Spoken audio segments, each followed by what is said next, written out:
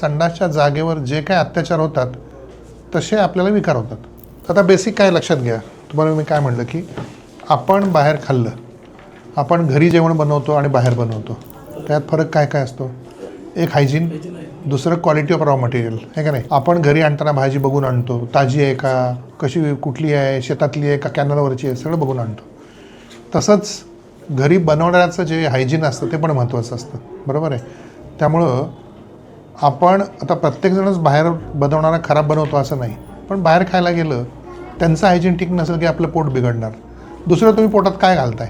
अन्न आणि पाणी, बरोबर आहे ना. शेवटी काय इनपुटमध्ये प्रॉब्लेम आला की तुम्हाला आउटपुटला प्रॉब्लेम येणार.